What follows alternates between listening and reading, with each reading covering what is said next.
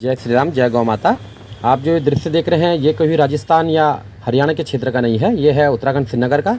इसमें ये ट्रक को भगा के ले जाया जा रहा है और उसमें से एक ये जो भैंस की जिसमें हम थ्योड़ी बोलते हैं वो नीचे गिर गई है। इसको रोकने का बहुत प्रयास किया गया। इसके रोकने के लिए इसमें आयुष भारद्वाज और अभिजीत पटवाल जी, जिनके द्वारा रात करीब 2:30 बजे इस ट्रक का पीछे करके इसको रोकने का प्रयास भी किया गया था। साथ में इनके साथ कुछ और अन्य महानुभाव थे, पर फिर भी इस ट्रक को नहीं पकड़ पाए और उसके द्वारा इस ट्रक से ये जो थ्योड़ी है ये नीचे गिर गई है इस ट्रक से। और ये ट्रक इतनी तेज़ स्पीड में यहाँ श्रीनगर से निकला है कि आप समझ सकते हैं कि अगर कोई इंसान इसके आगे आता तो हो सकता है उसको दबा के भी भाग जाता। इससे बड़ी शर्मसार करने वाली बात क्या हो सकती है कि जो पहाड़ हमेशा जीवन देने के लिए बना था, आज वो जीवन लुटा रहा है। हमने कभी ऐसा सोचा नहीं था और ना कभी हमने ऐसा कभी भविष्य के लिए भी सोचा था कि ऐसे बेजुबान प्राणियों को इस तरह से यहाँ गौवंशों के साथ हो, या फिर आप ये जो भी हैं प्राणी तो हैं ही, इनके अंदर प्राण तो है ही, इनको ऐसे तरह ट्रक में भर के ले जाया जा रहा है काटने के लिए। क्योंकि पालने के लिए तो कोई इन बछड़ों को ले जाएगा नहीं, और अगर वो इतना सच्चा था वो व्यक्ति तो उसके द्वारा रुका जाना चाहिए था, पर वो रुका नहीं है। वो ट्रक को और स्पीड में भगा के ले गया। तो आप समझ सकते हैं कि कहीं ना कहीं दाल में काला है। मेरे हिसाब से तो पूरी दाल ही काली है, क्योंकि इतनी तेज़ स्पीड में अंजलि मेडिकोज के सामने ये थ्योड़ी गिरी है। और इस थ्योड़ी गिरने के बाद भी जब ट्रक को रोका गया तो ट्रक नहीं रुका है, और हमारे द्वारा रात 2:30 बजे करीब इसका इलाज उपचार किया गया है। अब आप समझ सकते हैं,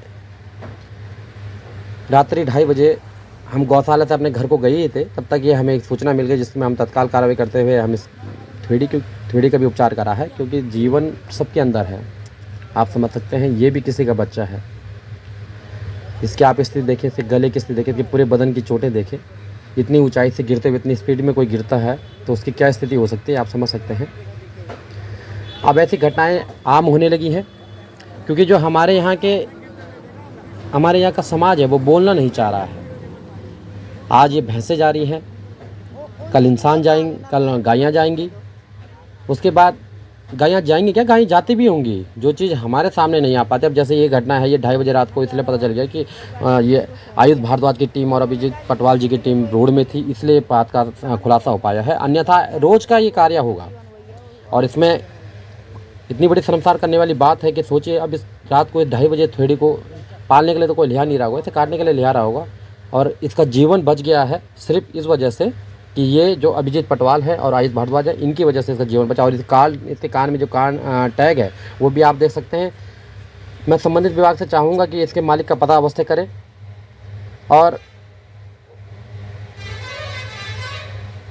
एक बात मैं समाज से भी पूछना चाहता हूँ, क्या ये सनातन के खिलाफ नहीं है? किसी प्राणी के आप प्राण ले रहे हैं और आप कोई कुछ नहीं बोल रहा है, ये भी तो सनातन के खिलाफ है।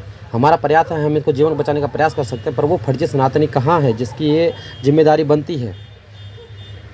क्योंकि हर समय तो वो हर चीज़ के लिए आगे पहुँच जाता है, मोबाइल लेके पहुँच जाता है, कभी किसी को मारने के लिए पहुँच जाता है, कभी किसी को मार के कोतवाली तक ले जाता है। पर कहाँ है वो समय जब इन बेजुबानों को उसकी ज़रूरत है? वो फर्जी सनातनी टाइम पे कहाँ भाग जाता है, समय पे कहाँ भाग जाता है? क्या वो इतना ज़्यादा नपुंसक हो गया है कि इन बेजुबानों की आवाज़ तक नहीं सुन रहा है? ये वो थ्योड़ी है जिसको हम रात को लाए थे। आप समझ सकते हैं कि हम इसकी सेवा करेंगे, और अगर कोई महानुभाव इसको पालने के लिए हमसे ले आ सकता है तो हम उसको अवश्य देंगे। हम लगातार प्रयास करेंगे हर प्राणी की मदद करने में, और समाज को एक नई दिशा दिखाएंगे।